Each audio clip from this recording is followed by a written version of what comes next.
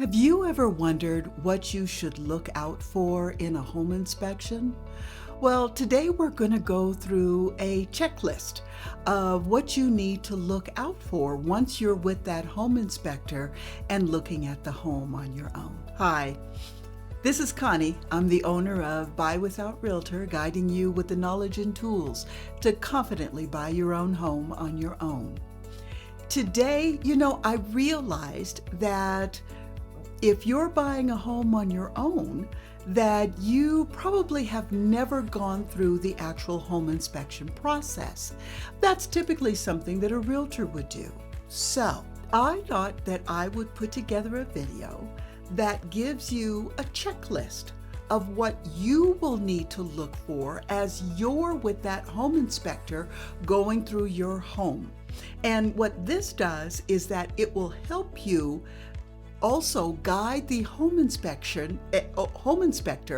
on, just making sure that he's doing what he's supposed to do, because you now have the knowledge of what he's supposed to be looking for and what you're looking for. So let's get started.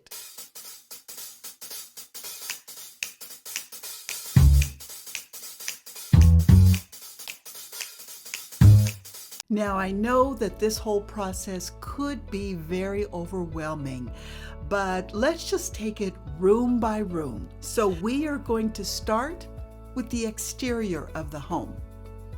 You want to check your foundation or make sure that your home inspector is checking the foundation for any cracks or any place where there isn't the proper drainage around the house.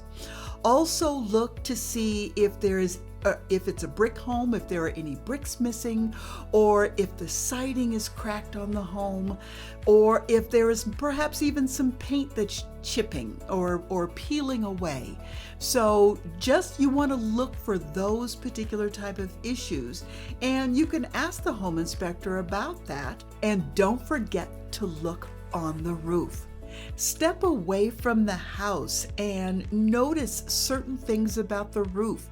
Do you notice that maybe there is a buckle in the roof? Maybe some shingles are missing. Or if there are tiles that are on top of the house, perhaps that are missing. Now, granted, the home inspector is going to check all of those things, but it's good that you also know about those things and what to look for too. Let's go inside of the house now.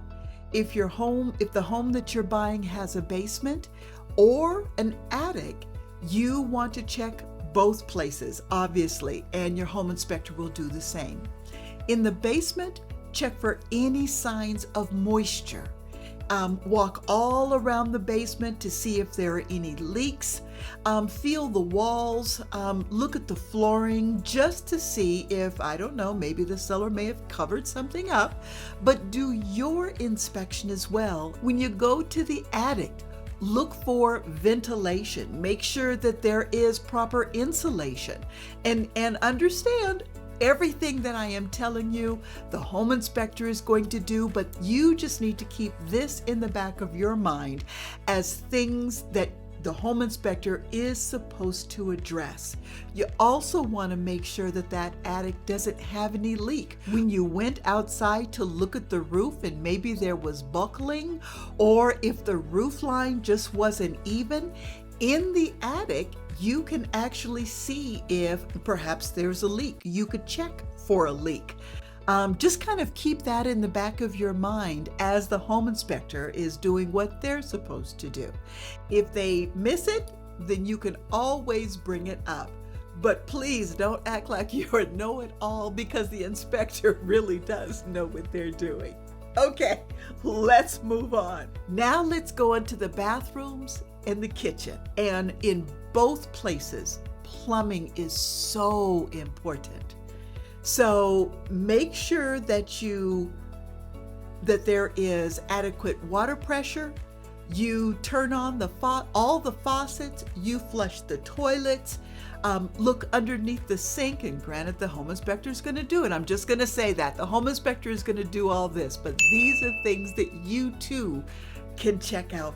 Make sure that there isn't any leakage in any of the piping. Also, one thing that I had done when I invested in property is that I would go into the bathroom and I would step on right around the toilet.